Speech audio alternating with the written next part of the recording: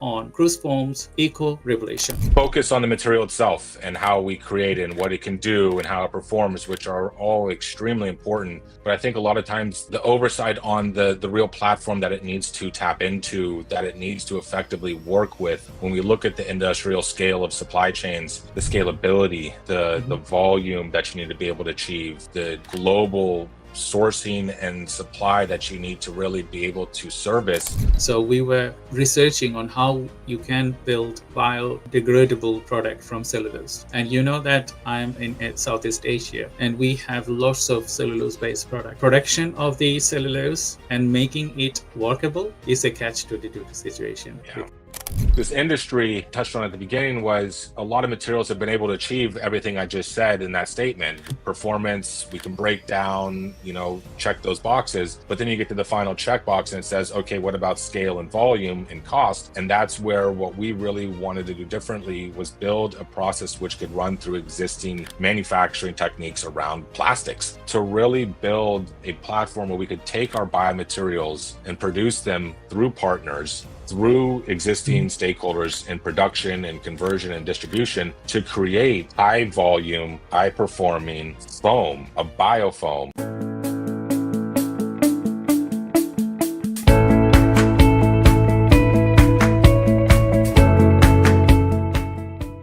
Hello everyone. Thank you for joining today's Innovator Circle podcast. I'm your host, Dr. Shah Siddiqui, CEO of Time Research and Innovation, GenZ Marketing Agency, and Chatbot AI. 𝐈𝐂𝐏𝐜𝐚𝐬𝐭 is an initiative to bring innovative ideas, transformative strategies, and forward-thinking insights from various industries, whether it is in technology, artificial intelligence, marketing, finance, lead generation and sales, business advisory and development, tax and accounting, or sustainability. We bring you insight from some of the greatest mind, C-level executives, and industry leaders who are shaping the future. In today's episode, we have a very special guest, and we're going to be covering sustainability today. So before I introduce my guest, I just wanted to give some brief introduction for him. We have John Wells today. He is the co-founder and CEO of Cruz Foam. Cruz Foam, a Santa Cruz-based startup on mission to replace harmful plastic foams from compostable, planet-friendly alternatives made from food waste. With a background in chemical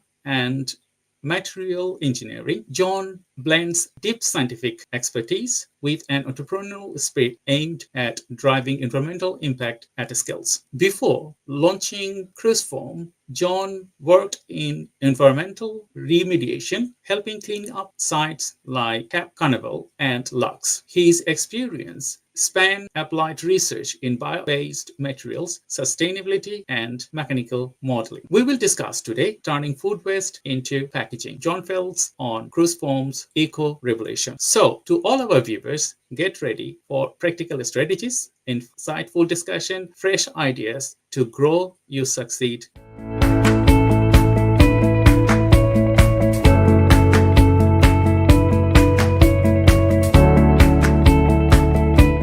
Hello, John. How are you today? I'm good. Thanks for having me on. Thank you very much, because you know that we bring innovators from across the globe to discuss about their contribution to the community, to the world, and specifically in sustainability. And sustainability was a buzzword.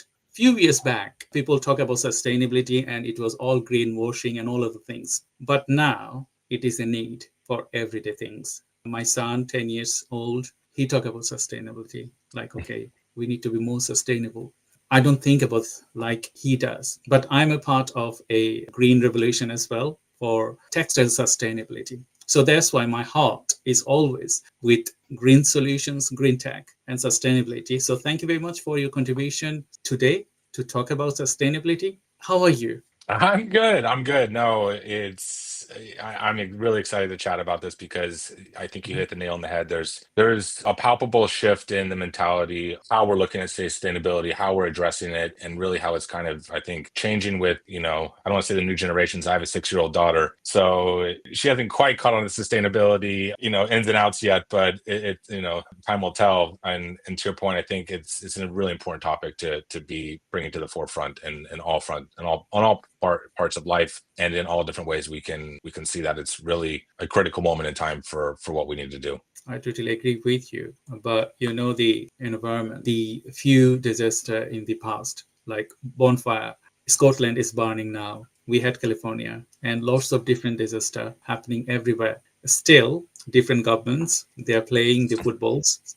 Who will who will do investments and a lot of other things. But I don't think so that we're going to be ready 2 years to come. But we have to have initiative like you, like all other people. They are building the sustainability to the next stage. So Yep. as you know that we're going to be asking different type of questions today to talk about your contribution, expertise, experiences, and supporting the community. My first question to you, could you provide a brief overview of your business and share what inspired you to enter to this field? Yeah, definitely. I'll keep it brief as much as I can, but I think at the core, when we look at what we built and what we're really trying to achieve with Cruz Foam, is looking at how we create biomaterials and the technologies behind them to service the greatest needs and for humankind. And I think one of the big ones that we see immediately is single-use materials like packaging. And when we look at this, I think there's a lot focus on the material itself and how we create it and what it can do and how it performs, which are all extremely important. But I think a lot of times the oversight on the real platform that it needs to tap into, that it needs to effectively work with, when we look at the industrial scale of supply chains, the scalability, the volume that you need to be able to achieve, the global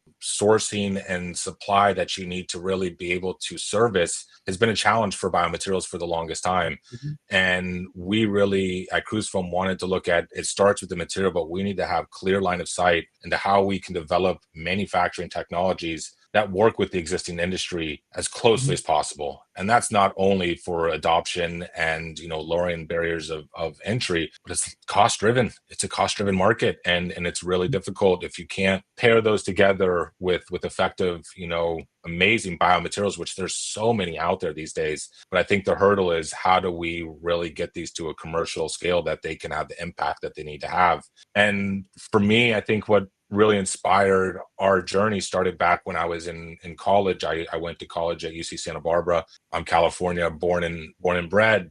But one of the it's one of the most amazing areas I would say, in the United States. It has these beautiful Channel Islands, but right next to the Channel Islands are enormous amounts of oil rigs, offshore drilling. And I just remember spending so much time there connecting and really spiritually being, part of the ocean. But you see all the destruction that goes along with, how we source materials and the impact it has on our environments. And I think that was the original inspiration for where Cruz Foam came from. And it still drives a lot of our mission and our path forward today. When you look at, I would say, the biggest representation of the problem is things like microplastics. And it's like, how do we get these out of our oceans? It's really a challenging problem that we need collaboration across the entire stakeholder system to see this happen. I totally agree with you. I can remember a few years back, because I run a research organization. So we were researching on how you can build biodegradable product from cellulose. And you know that I'm in Southeast Asia, and we have lots of cellulose-based products, lots of cellulose over there. But the production of the cellulose and making it workable is a catch-22 situation, because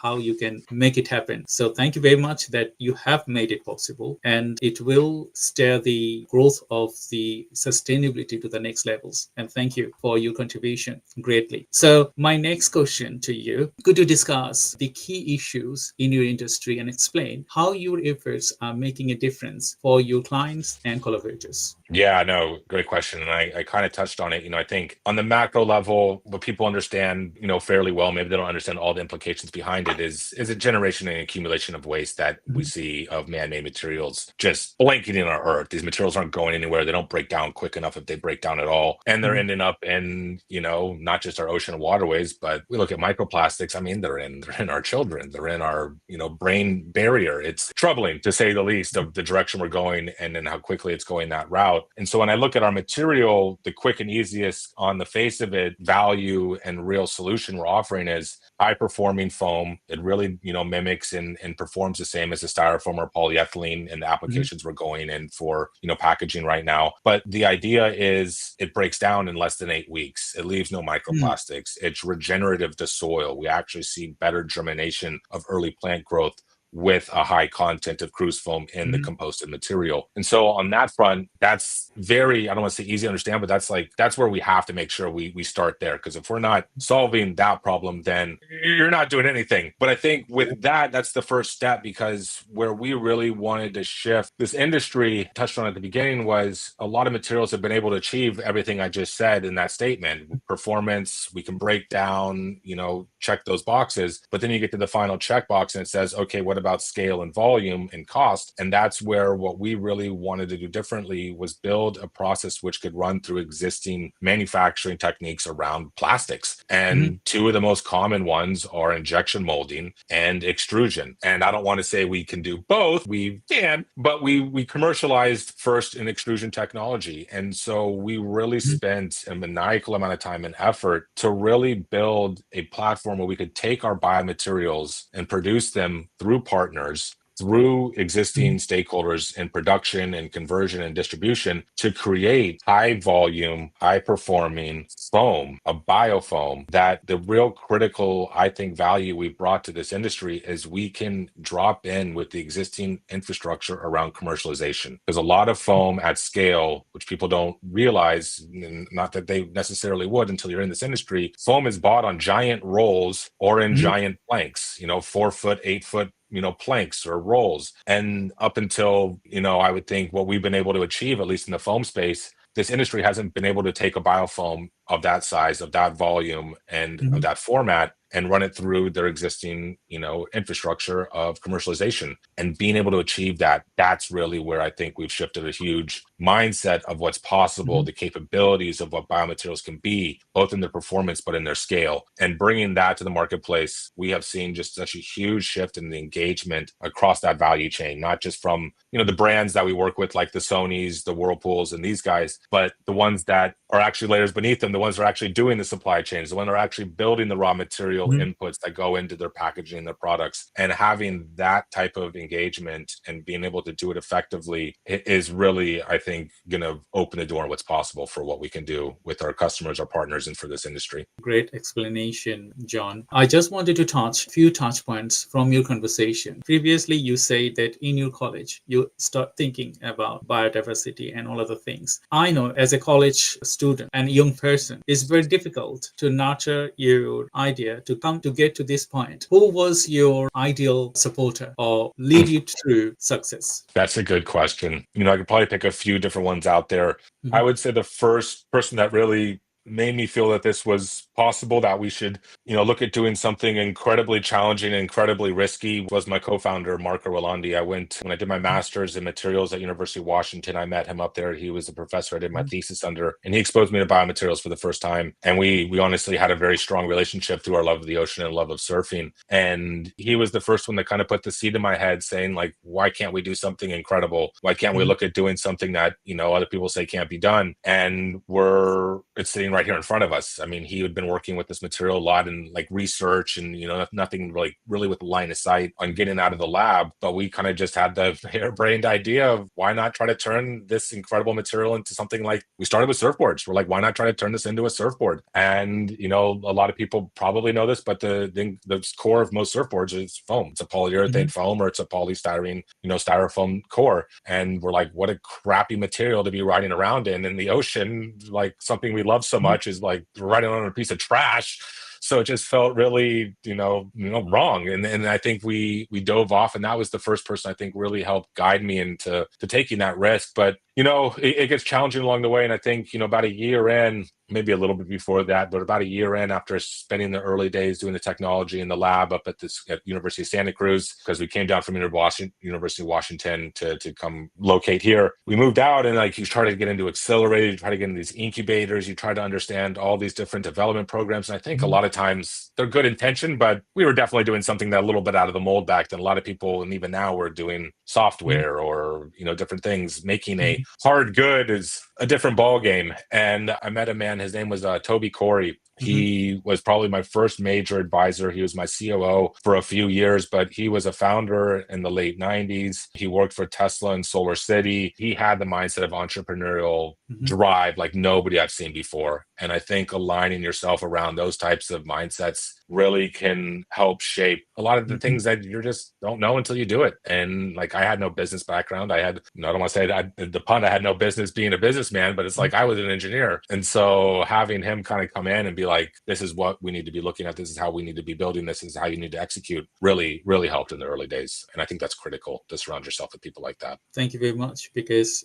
there are some innovators I have seen working with different type of people, businesses. Sometimes they forgot about their past. They don't recognize those people. They step into the current situation. I came from Bangladesh in the UK. In different stages, I had different people. I had a brain tumor surgery. Still, I achieved whatever I wanted to. But without the help of those people, I wouldn't be here. So thank you very much for your gratitude. And I think you will go furthermore, because talking to you, I can feel the culture. And when you have a good culture, there is everything there. Changes everything. So my next question to you: who are the clients you aim to help, and what key benefits do you deliver to them? Yeah, I would say without a doubt, when we look at the space, one of the most challenging areas is servicing the large enterprise customers, the Fortune 100s, the Fortune 500s, and specifically when we look at the areas around global supply chains, being able to engage and offer a solution that can really service something of that enormity is challenging. So we, Sony's a customer that invested in us. We see a lot of opportunity when we look at certain verticals. Obviously, we're looking at packaging, but we can't service all of packaging at once. I think where we're really understanding it is where are the products that,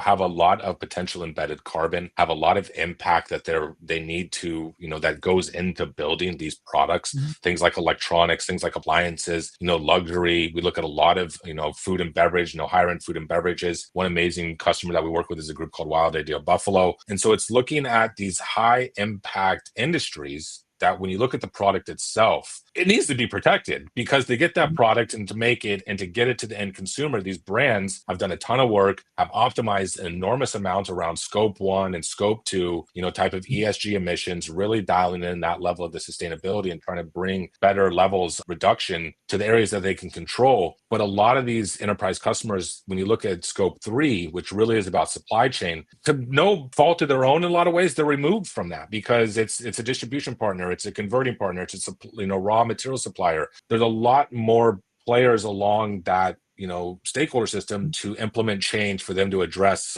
scope 3 sustainability initiatives that they have across their brands, and especially these large players. And so our ability, especially in the cold chain areas and the block and brace or protection areas for these higher end, sensitive, high impact type of products, we really see being able to help them and offer a solution that keeps the product safe, because that's kind of number one. Because I hate to say it, but if your TV ends up damaged, there's a lot more impact and loss resources that have gone in to make that than the packaging. But if we can offer packaging that retains the product but also removes the impact and the horrendous materials we're using right now to package a lot of these products, that's the win-win, because we can do that right now at cost. We can do it with the performance. And then you have this narrative and this story that everybody wants to get behind. Everybody wants to go this direction. But if you're sacrificing the primary good, then never going to be a value proposition and something that's going to answer the need for these customers. And I think our product and our technology is at a stage where we're seeing that happen in real time with some amazing customers and the industries that I think really need it the most. And I think that's where we're really excited. I totally agree with you, because when we are researching with textile industries, that in reusable textiles, and some of the companies now, they are thinking to come up with a solution, biodegradable product. But the bad thing of those things, if they mix with other non-biodegradable product, the entire batch goes wastage, and that's not sustainable. So you have come up with your solution to make it happen. I think that a great work you have done, and thank you very much for doing that. My next question: what made your approach unique to helping clients achieving those outcomes that you just mentioned? Yeah, I would say probably what makes our solution the most unique is we're really trying to address the problem on the fundamental scale. We're not trying to go in, offer a sustainable material or sustainable technology that fits one, and this is kind of a pun, but fits one box. There's a lot Mhm. of sustainable solutions out there that are kind of geared towards one thing, which the majority of them is cold chain. There's a lot of guys out there that I think have found cold chain packaging things, that we all get. I'm sure a lot of us have seen it in our shipments to our doorstep. And I think that's fantastic. Like, we need that. But I think what we've really wanted to do differently, and I've kind of touched on, a couple of these touch points, is looking not just at like, okay, we need to solve the end life of this not becoming a waste and not, ever degrading. We need to make sure it has good recovery, but we really need to understand how we start addressing and providing biomaterials that can service multiple applications, multiple verticals from the onset. And the only really way to do that is to look at how they're produced at scale and how they're brought into the commercial environments. And we're looking at packaging, but we're also having line of sights on other industries like construction, other industries like automotive, transportation. There's so many different areas when we look at where foam can go. If we're starting with, hey, we made the final product into a box, well, how is that ever going to service something like, insulation in your home? How's that ever going to be turned into, cushioning for a car? How's it going to be XYZ? And I think that what we really want to differentiate is if we start at the beginning and address the fundamental way in which we can produce a biofoam. Yes, we want to start with the highest need impact areas like packaging, but by starting here, we can now start sprawling out into other verticals as our technology matures, as the marketplace matures, and have a jumping off point where the entry is much shorter, much more direct, and it just allows us to have a platform around our biomaterials that's not single threaded. And for me, I think that's really the uniqueness in what our technology has done and where it can go in a lot of ways. Thank you, John. A great explanation of your work. So my next questions, are partnerships part of your business model? And from your partner perspectives, what benefits make you an ideal collaborator? Yeah, there's no question that partnerships are part of our model. One of our really good partners is a group called Atlantic Packaging. We've been connected to them from the beginning. They're an enormous player when we look at, really putting effort and resources and intention behind bringing sustainable solutions to scale, to the marketplace. And I think at the heart of it, the only way this is going to work is with partnerships, because if we, if you look backwards, not to sound slightly like a broken record, but it's like the Whirlpools of the world. Yes, they design and they make the stove, but they're not sitting there in their Whirlpool factory sourcing the cardboard, sourcing the foam, sourcing the shrink wrap, printing on the box and wrapping it around their, stove. They have 3-4 different suppliers that are doing all those ins and outs for them to put the final packaging around that stove that then goes into a box store and goes out to the consumer. So if we can't partner, if we can't work with these suppliers and these stakeholders that are 3-4 layers down from Whirlpool, how are they ever going to be able to buy and get our technology and our product into global supply chains of a size of that level? Yes, if we go work with a private supplier, they're doing all the packaging themselves, 100%, that would be a much more direct relationship. But when you get to a certain level of volume, if you don't have line of sight of how to form good partnerships with the incumbents, provide a product that can service their needs, we're never going to achieve the impact and scale that we need to. And so from that point of view, we have fantastic brand partners. We have some of the most incredible brands that we work with, but now it's really over the last 6 to 9 months, almost a year, really building a network of channel partners that go from everything to distribution, to converting, to design. And really now we're starting to look at scale up through production partners where we can start taking our technology to different international regions where the assets, the infrastructure around extrusion, around making plastics is already there. So we can tap into it. Yes, we need to do some tweaks here and there. Of course we do. But we don't have to come in and build a new $100 million factory from the ground up. A lot of this is already in place. And that's the real beauty, I think, of how we can partner and how we can really use that to execute and accelerate our technology at scale into larger levels of commercialization to service this need globally. And I think that's where, being able to do that is just opens up the door organically for really strong partnerships. Thank you, John. Thank you for your explanation. So to all the viewers, thank you for watching today the 𝐈𝐂𝐏𝐜𝐚𝐬𝐭. I'm Dr. Shah Siddiqui and I have John Feltz, Cruz Foam. Now we are taking a brief break before diving into some fantastic insights. Stay tuned. We'll be right back.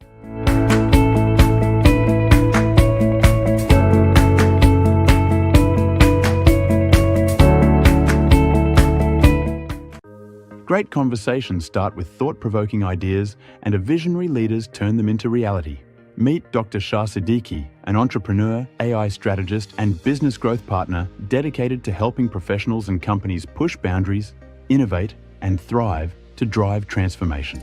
Did you know that 92% of executives consider digital transformation and AI adaptation are essential for staying competitive in today's market. Furthermore, companies that use data-driven insights for decision-making also see a 23% boost in profitability compared to those that don't. Through 𝐈𝐂𝐏𝐜𝐚𝐬𝐭, we bring together the brightest minds in AI, business, finance, marketing, and other tentative fields to deliver strategies that drive measurable success.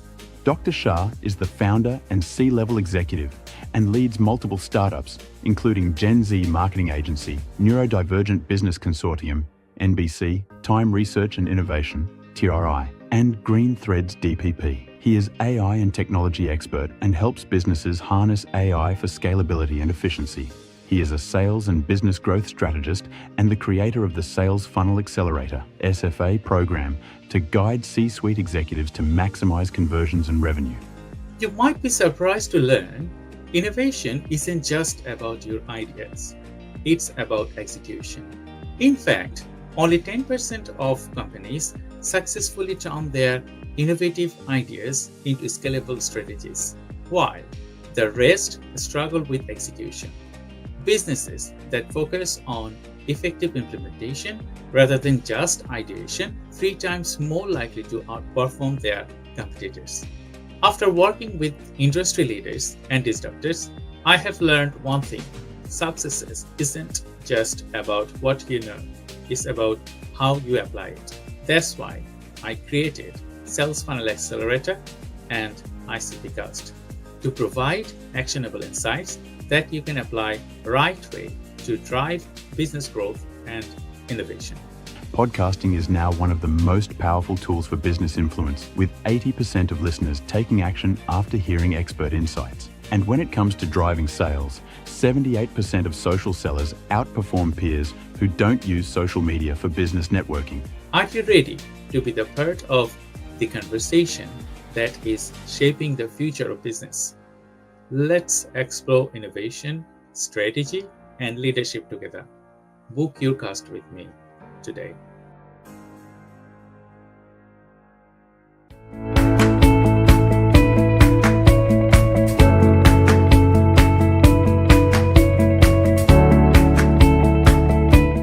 Hello everyone, welcome back to our Innovator Circle podcast. I'm Dr. Shah Siddiqui and I have John Feltz, Cruz Foam. We have got some exciting insights coming up. So stay with us as we dive deeper into the world of technology as well as sustainability. So let's get started. Thank you, John, for your contribution today. And I think our viewers will learn a lot of takeaways from these sessions. My next question, could you share your insight on the upcoming industry trend and how you are adapting to remain ahead? Yeah, that's a really good question. There's definitely a lot of flux, a lot of movement in the industry around sustainability, around circular economy. If we're looking at kind of materials and the space that we play in around supply chains, obviously we could probably talk about the tariffs and the unknown factors there all day long, but we'll leave that one off to the side for a minute. I think when we look at sustainability, on the heart of it, there's obviously some concerns, at least in the United States, around how certain legislation is potentially being delayed, where it's going. I think there is still good tailwinds behind things like extended producer responsibility or EPR. There's still, I think, a lot of good movement into looking at, alternatives and how to support them. But one of the things that we're really trying to understand and really bring to the forefront, which I think is an important narrative and a really good opportunity, is the shift away from looking at sustainability around the context strictly around carbon. And I not to say carbon isn't a good thing to have as a benchmark and understanding, but I think a lot of this shift from that and more towards topics that I don't want to say are more relatable, but are more directly touch us as humans, to things like microplastics and how we need to be looking at sustainability to address things through the lens human health, through the lens not so much waste, but industrial scale of cleanup and the feasibility behind it, especially when we look at all the challenges we've seen through recyclability and kind of, I think, the real spotlight that has come on what is recyclable, what's not recyclable, where that's going. And I think a lot of it comes through understanding the first stages of design and sustainability, and understanding really we need to be looking at not just the raw materials we take from this planet, but how we design the products and the packaging and the different things that go into our supply chain at scale to work within, as much as they can, the human systems that we have, but also have the capability to transcend them. And what I mean by that is, like, Cruz Foam itself is, an earth digestible material. As I said at the beginning, we leave no microplastics. And so heaven forbid it doesn't end up in a composting environment or correctly, collected, which was obviously the ideal case. But if it doesn't, we need to be understanding the reality of these materials and how they break down on scales and don't do harm. And so I think that's, like, for me, if you fast forward a little bit and look at the microplastics picture, if we can understand the holistic nature of how all these things are connected, which I'm hoping is what we're seeing happen in more real time, with narratives being more directly focused in areas like suggestions, like I'm saying, around microplastics, that's where I'm thinking there can hopefully be a switch towards the positive through a lot of what I would say is unknownness of what's going to happen over the next couple of years. But I will tell you this, the brands that we work with, like the LVMH, they're doubling down. They're not slowing down. And I think it's finding those players, finding the ones that are standing behind the work and the need of how this needs to shift, are the ones that are going to, win out at the end. Because the consumer is getting smarter and smarter and smarter every day. You see it with your 10-year-old. I'm starting to see with my 6-year-old, like, they're not going to take the BS for much longer. And I think that's where, is it going to shift? Is it slowing down? I guess that's up for debate, but sooner or later, there's no turning away from the change that's on our doorstep, and it's the children behind us. And so I just hope we can be a part of to support that change instead of being a blocker as we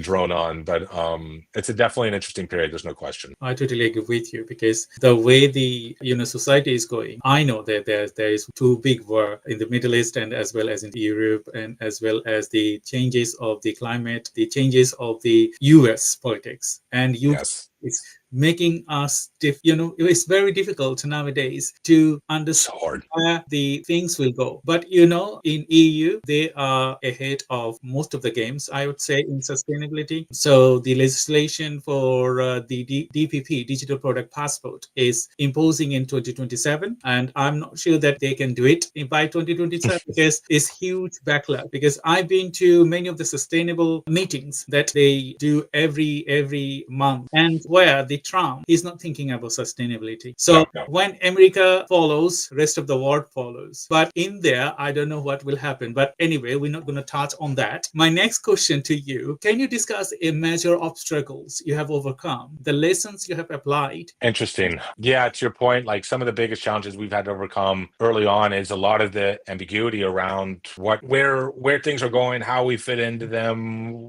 developing a technology that is going to hit a wall for something 5 years down the road that we can't predict. Like, that is an incredibly challenging thing to be innovating in, because a lot of the legislation to date has been, well, it was 2025, that's clearly going to change, but now it's like 2030 plus 2040. We're in a startup world. We innovate quickly. We can't work in constraints of no idea where legislation or regulation is going to go in 5 to 10 years and develop a technology. And to your point, like, that's why we've had to be really adaptable. We've had to develop something that can shift, can pivot, and can really work within these unknown constraints that have been really difficult for us. And I think to our point, one of the things that we had to get over, and we're still, there's still growing pains around this today, is breaking through that initial paradigm of engaging with the larger stakeholder system, the larger incumbents. And a lot of that is because of the unknown nature of the industry and where it's going. But when you step back, and I won't name names, but I've sat down with 2 of the 3 largest CEOs of the 2 largest foaming operations in the United States. When they look at our foam and they, we talk about what we're doing, and we ask them bluntly, like, where do you think this industry is going? They say, there's no doubt. They're going towards biofoam. This is where this is happening and going. But because there isn't strong alignment in the regulatory legislation and basically across that stakeholder, there's very hard incentivization to bring that technology to the forefront and the collaboration to happen effectively. So like 2.5 years ago, we were sitting down with some of the largest foamers and saying, hey, this technology is ready to scale. You guys want to do this with us? And they all basically said, yes, but no, like, go prove it and do all the hard work first, because we don't really need to. And we're like, okay, great. And so in hindsight, I think think it was a blessing in disguise because we're able to build our commercial operation on the East Coast and we're producing full scale. And now we own all the technology. And so I think that delayed us about a year and a half longer than we had planned because we were expecting to form a partnership earlier on, get a lot of expertise and use those resources and, the engine behind them to, move faster. But it didn't work out that way. But I think we're now in a position where we can engage internationally with any type of operation without having our hands,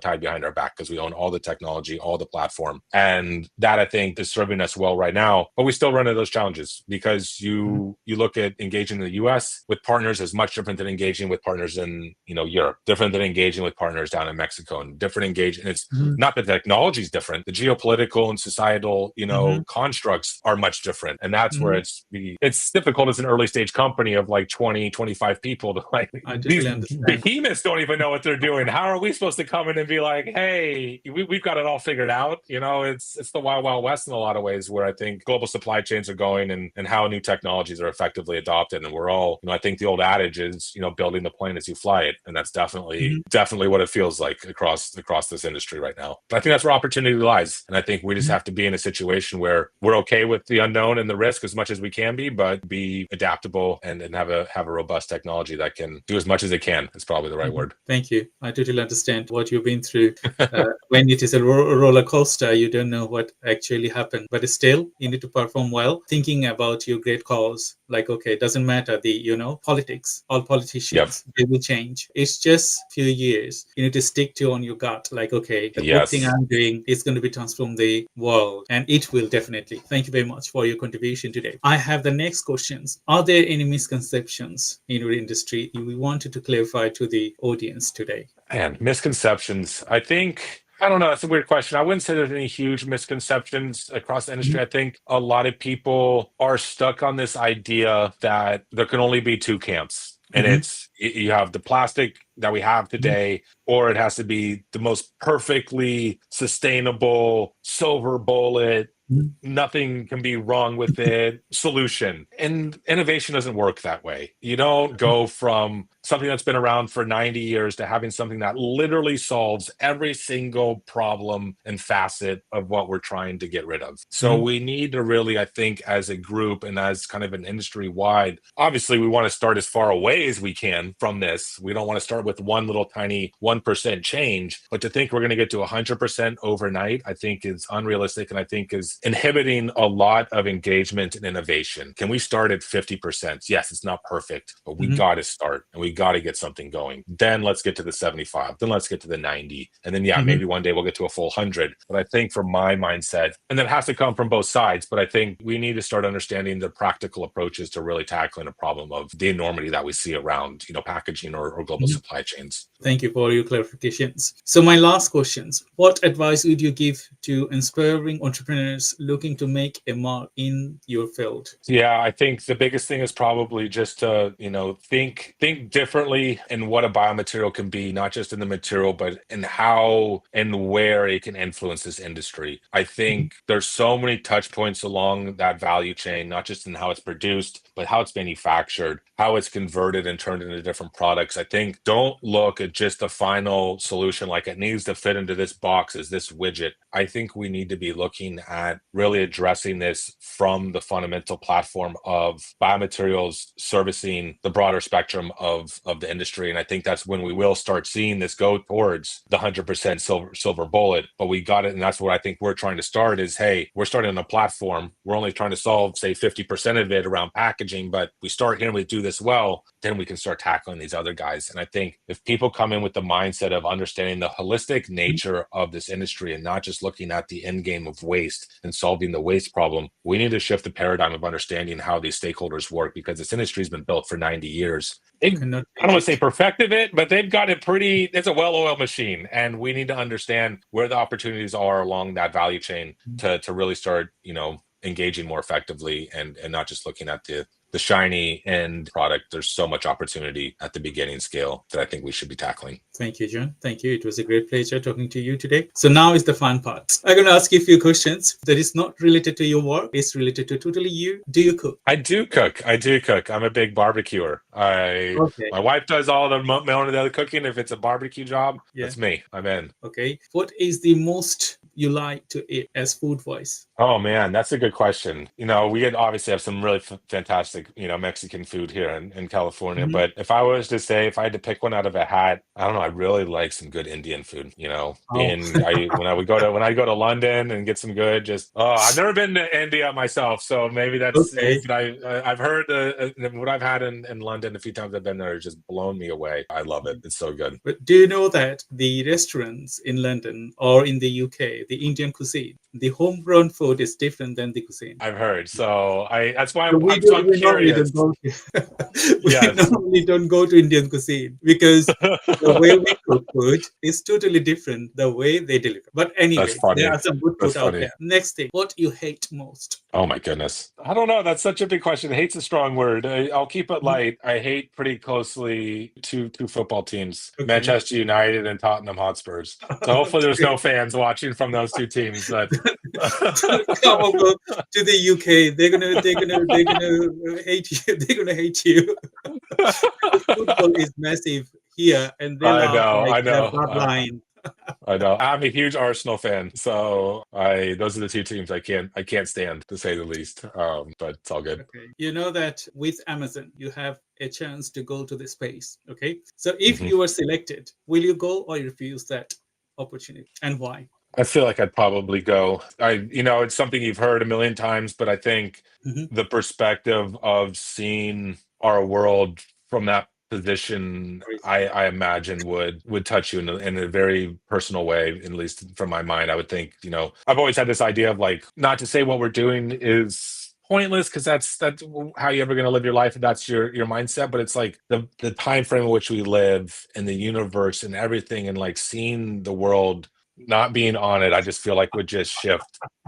It would just shift, what you think is possible. And I think having those moments in life can sometimes just, bring enormous opportunity. And like I said, it's about being curious. So I feel like if I saw that, I just feel like I would start thinking of things differently. That's That magic. might, it would be fun. I think I'd have to go. That's great. Guess my last questions. Someone gave you £1 million. What you would do with that? Well, I do have a 6-year-old daughter, so I probably have to look a little bit at taking care of her. But I think part of it is I think life is best lived through experience. And so I think if Mhm. there's ways in which I can go understand some of these areas around, the planet, that especially in this day and age with culture and geopolitics being what it is, I think especially, I probably want my daughter to be a little bit older, but if I could take her and really expose her to just different walks of life and get her, that perspective in her, I think is so incredibly powerful and important for people to be able to achieve. And so if there's a way I can help and impact with it, I would definitely do that. But if I'm thinking, slightly selfishly and just off the forefront of my Mhm. head, I think open up those doors and being able to just really grow as a person and understand where maybe I can have impact and opportunity in my next stage of life, I think that would be incredible to be able to do. Thank you, John. It was a pleasure talking to you. And I think today our viewers, they would love to watch and share this episode with their people, with their friends, family, and colleagues. And I hope you have enjoyed a lot as well. Been So, a pleasure.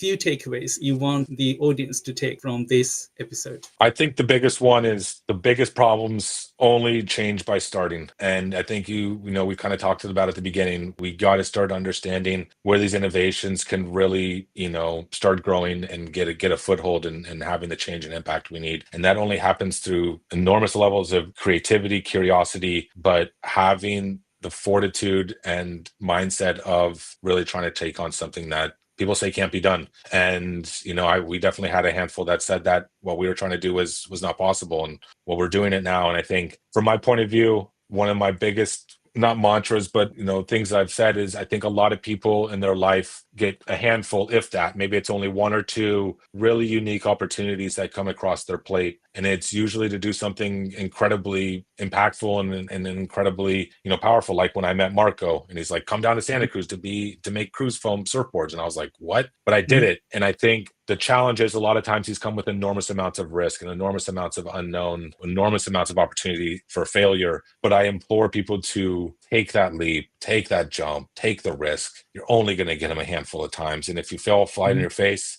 at least you fucking went for it. And I think from my point of view, like, life is short. I I think it's totally important agree. to do something that you care about and you're passionate about. And that's the core of what life is about. So I totally agree with you, because when I went to my brain tumor surgery, I did not know that I will come back. yeah, that's heavy. That point, experiencing that moment changed my lives differently. So I think the things that you just said, you have to take the chances to be good Yeah. for the world and for everyone. So thank you everyone for tuning in to Innovator Circle podcast. We hope that today's conversation with John Feltz, Cruz Foam, has sparked fresh ideas to provide valuable insights to elevate your business strategies, whether it is in sales, marketing, finance, innovation, or sustainability. Don't forget to subscribe to our newsletter on icpcast.com. Share this episode with your network. Leave us a review to help us reach and inspire leaders like John Feltz. Like our page on LinkedIn and subscribe to our YouTube channels, Sales Funnel Accelerator, and behind the scenes success content, and all the updates of this episode and any other episodes. So until next time, stay inspired, stay curious, and keep leading the way of innovation. Thank you, John, and thank you everyone, and bye-bye.